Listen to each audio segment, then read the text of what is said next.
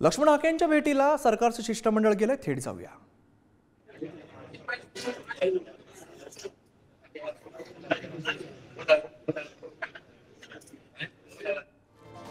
लक्ष्मण हाके यांचं उपोषण सुरू आहे आणि या उपोषणाचा आजचा त्यांचा 5वा दिवस आहे आणि त्यांची तब्येत सुद्धा काहीशी खालावलेली बघायला मिळते. सरकारकडून शिष्टमंडळ आज भेटीसाठी आलेलं आहे आणि यांच्या दरम्यान ही चर्चा सुरू आहे.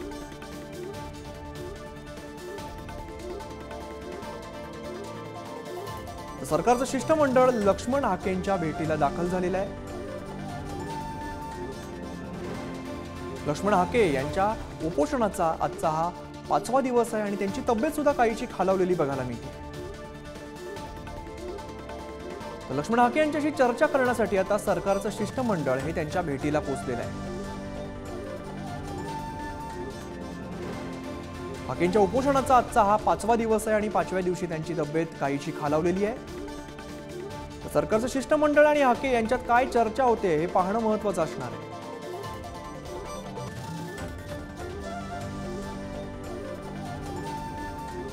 सरकारचं शिष्टमंडळ आणि लक्ष्मण हाके यांच्यात नेमकी काय चर्चा होते, काय तोडगा निघतो हे पाहणं महत्त्वाचं असेल, कारण आजचा उपोषणाचा आजचा 5वा दिवस आहे आणि त्यांची तब्येत सुद्धा खालावलेली आहे.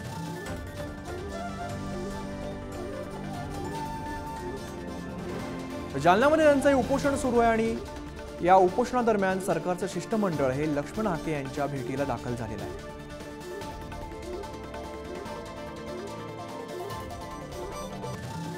शिष्टमंडळ आणि लक्ष्मण हाके यांच्यात काय चर्चा होते, काय तोडगा निघतो हे पाहणं महत्त्वाचं असेल. आपण पाहिलं होतं मागच्या आठवड्यात एकीकडे मनोज जरांगे पाटील यांचं सुद्धा उपोषण सुरू होतं. गरिबांची तसे दुसरे हे लेकर असले पाहिजे. याला पुढं पुरोगामी महाराष्ट्रातला राहणारा नागरिक म्हणलं जातं. तसं दुसऱ्याचे लेकर जरा डोळ्यासमोर ठेवले पाहिजे. मराठ्यांची तशी ठेवले पाहिजे. त्यांचं कल्याण झालं पाहिजे. ही कधीतरी आपल्या काळावर हात ठेवून विचारायला पाहिजे. मराठ्यांचे लेकर मोठे झाले पाहिजे. पण तुम्ही एकीकडे जीवाची बाजी लावून मराठा समाजाला ओबीसीतून आरक्षण देण्याची मागणी करता आणि मग हे तुमच्या वाटेमध्ये असे विनाकारण क्रिएट होते. नाही चालूच असतं. त्याचा विचारच नाही केला मी कधीच. जितके काही आंदोलन झालेत विरोधात 10 महिन्यात त्याचा कधीच विचार केलेला नाही आणि कधी करणारही नाही. आणि मुख्यमंत्री हे काय कुठं एका जातीचे याचे नसते, कोणाचे असू दे, ते कुठं जातीचे काय नसते. त्यांचे असल्यावर थोडी जनता मानलेली असं काय नसतं. कुठलं जातीचं असलं म्हणजे मुख्यमंत्र्याला जातीत तोलायचं नसतं, मग ते कोणत्याही जातीचे असतात. याला पुरोगामी महाराष्ट्रातले राहणारे नागरिक. पण आता जातीचा विषय ते माझा विषयच नाही. मुख्यमंत्र्याला काय म्हणायचं मुख्यमंत्र्यांनी त्यांना काय म्हणायचं, मी काय प्रवक्ता थोडा आहे त्यांचा की त्यांच्याबद्दलचं कोणी काय म्हणावं. काही दिवसात तुमच्या आंदोलनाला आता 1 वर्ष पूर्ण. आतापर्यंत काय मिळवलं आणि काय गमावलं? 13 तारखेपर्यंत मी थांबतोय. काय गमावलंय, काय मिळवलंय हे समाजाकडे लेखाजोखा आहे. परंतु आता आशापोटी 13 तारखेपर्यंत बसला. मग काय गमावलंय 13 जुलैच्या नंतर सांगता येईल आणि कोणाला गमवायला बी लावायचं हे बी 13 तारखेला सांगता येईल. आज बोलण्यापेक्षा आज अत्यंत आत्मविश्वास जास्तीचा आतीचा ठेवणं आवश्यक आहे. कारण डोळ्यासमोर आहेत पोर मराठ्यांची, त्यामुळे काय करतीलच ही आशा आहे. प्रकाश शेंडगे ते असं म्हणाले की 57 लाख बोगस कुणबी नोंदणी रद्द करा. सगळ्या स्वरांच्या जिहाला त्यांनी विरोध केलाय. ओबीसी नेत्यांची बैठक झाली आणि त्या बैठकीत अगदी तुमच्यासारखंच त्यांनी सुद्धा 288 जागा लढवल्या. नाही हे आता त्याला कोण काय लोकशाहीत कोण म्हणू शकतं त्यांना लढू नका, चांगलं आहे ना. राहू दे महाराष्ट्र मोकळाच काय. तुम्ही इकडून आम्ही इकडून नंतर राही ना मोकळा. पण उगा एवढं मोठ्यांनी बोगस म्हणायचं, कुठं काय म्हणायचं. त्यामुळे मी एकतर पहिल्यांदा सांगितलं मी त्यांना खरंच विरोधक मानलेलंच नाही.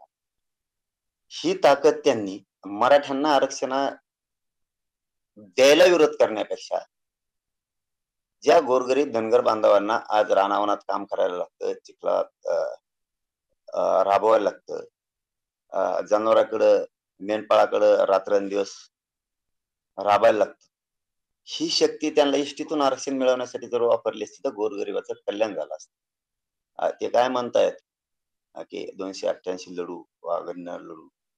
अ, त्याबद्दल काय लढायचा प्रत्येकाला लोकशाहीत अधिकार आहे. त्यामुळे त्याच्यावर काय कोणी टिप्पणी करूच शकत नाही.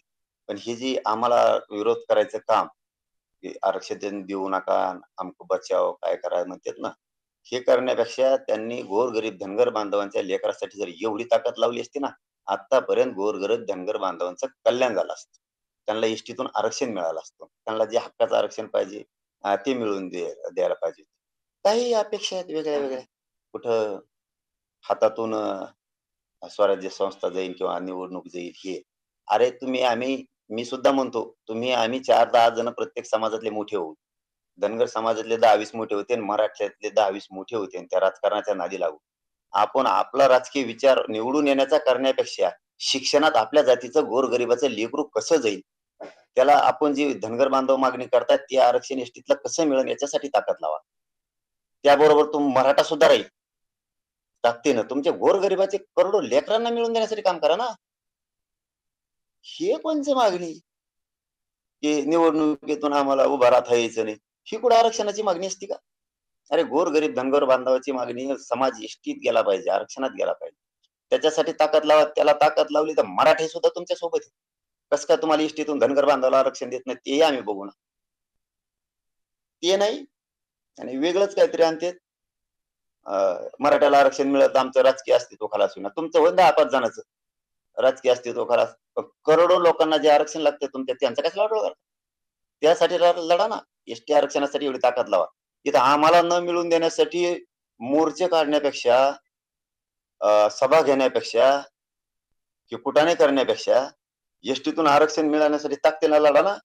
त्या तुमचं 10 जणांचं कल्याण होण्याऐवजी राजकीय करोडो धनगर बांधवांच्या लेकराचं कल्याण होईल आणि त्यांच्या वाट्याला राब-राब राबण्यात आलेलं कष्ट, काबाड कष्ट तरी कमी होईल. तर आता सध्या तिथं शिष्टमंडळ थांबून आहे उपोषण सोडवण्यासाठी. शिष्टमंडळाला हक्के असं म्हणतात की हे तुमचे शिष्टमंडळ जे राज्यामध्ये बोगस कुणबी नोंदीचा घोटाळा झाला असा त्यांचा आरोप आहे. फ्रॉड म्हणतात ते त्याला, आणि तेही सरकारच्या संरक्षणाखाली हा फ्रॉड झालेला आहे. हे जाऊ दे, मला त्याच्यावरती नाही उत्तर द्यायचं म्हणलं. कोणाला काय म्हणायचं, मला कसं मिळायचं आणि मराठ्याला कसं मिळवून द्यायचं मी त्याला खंत. मी असले उत्तर द्यायला नाही बसलो. त्याचा दुसरा एक आरोप आहे की मराठा समाजाला सामाजिक दृष्ट्या मागास सिद्ध करू शकत नाही म्हणून सगळ्या सोयऱ्यांचा आणि ओबीसी मधून आरक्षण देण्याचा घाट घातला. मी म्हणतो द्यायचंच नाही मला यांना उत्तर. किती घटना कळती याच्यावरच लक्ष देते यांना. कोण मागाशी कोण सिद्ध आहे. म्हणजे आयोगापेक्षा भारी झाले काय कायद्या घटनेपेक्षा. काय बोलायचं उगा कोण आणि त्यांना उत्तर देत बसायचं. ते म्हणतात की ओबीसी आरक्षणाला धक्का कसा लागणार नाही. चलो धन्यवाद. त्याचं लॉजिक मला सांगावं असं काय घटना चालक आहे काय? कायदा चालक आहे. इथं कायदे अस्तित्वात आहेत, सगळे सरकार अस्तित्वात आहे. इथं आयोग अस्तित्वात आहे. इथं मागासवर्ग आयोग अस्तित्वात आहे. इथं सगळं आहे ना. इथं न्याय मंदिर आहे, सगळं अस्तित्वात आहे. धक्का लागतो का नाही ओबीसी आरक्षण? आम्ही कोण सांगणार आहे? तिकडे विचार ना. लागतोय का नाही लागत, कुठं लागतोय धक्का कशा कोणाला. मी म्हणतो काय, ज्याला विरोधक मानलं नाही त्याला उत्तर देण्यात मला रस नाही. मी खरं सांगतो, विरोधक मानलंच नाही त्यांना आम्ही विरोधक मानतच नाही. मानलं असतं तर आतापर्यंत आम्ही सुद्धा तोड उत्तर दिलं असतं. आम्ही मानतच नाही त्यांना. कारण आम्हाला काय मुस्लिम बांधवांच्या गोरगरीब लेकरासाठी लढायचंय.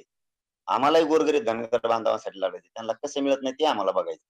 12 बलुतेदारांसाठी लढायचं. दलित बांधवांचे काय प्रश्न आहेत त्यांच्यासाठी हे यांचं कुठं ना कुठं याच्यात वेळ घालत बसतात. चित्रपटाला विरोध होतोय. छगन भुजबळांचा त्यामध्ये रोल आहे.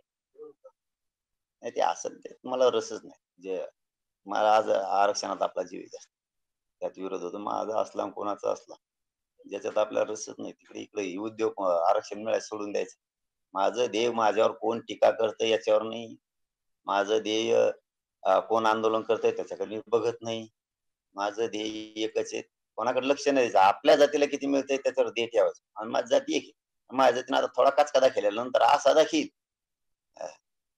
हे एसटीत बसायलाच नाही यांचं कोण राहणार. तिकीट गोली यांची सगळ्याची. एसटीने फिरायची सुद्धा पंचायत यांची. म्हणजे इतकं वाईट वाटन त्यांना असा त्याचा अर्थ. सोपं नाही. आपल्याला हलक्यात जर आता घेतलं मग सरकारला कळण आणि विरोधी पक्षाला बी कळत मग काय कसा असतो मराठे आणि मराठ्याच्या मताचं रूपांतर कशाला म्हणते आणि त्यांच्या सोबत आलेल्या समुदाय जे जाती आहेत त्यांच्या मताचं रूपांतर कशात होतं मग धक्का कळत. त्यामुळे आम्ही विश्वास ठेवला शंभूराजे देसाई साहेबांवरती, शिंदे साहेबांवरती, फडणवीस साहेबांवरती, जे जे सामंत साहेब आले होते, त्यांचे कोण कोण मंत्री आले होते, ते राऊत एक मध्यस्थी करतायत त्यांच्या माध्यमातून. त्यामुळे ठेवला. आता ते शिंदे साहेब, फडणवीस साहेब एकमेकाला साथ देत आहेत, करतोत बोललेत. आम्हाला काय कोणी करू, आम्हाला आरक्षण पाहिजे. चांगली गोष्ट आहे. फडणवीस साहेब जर त्यांना बळ देत आहेत, ताकद देत आहेत, जर गोष्टी होत आहेत, चांगली गोष्ट आहे. आमच्या काही शत्रू थोडे फडणवीस साहेब. मी आजच नाही 10 महिन्यापासून म्हणतो, पण बोललं की सोडित नाही. माझ्या आरक्षणाच्या आणि मराठ्यांच्या विरोधात कोणी बोलत नाही. मी सहन करत. तो कोणत्या पक्षाचे विरोधक असू नयेत ते काय. माझं ध्येय सरळ आहे.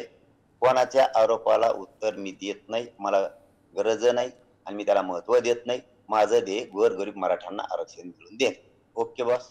धन्यवाद.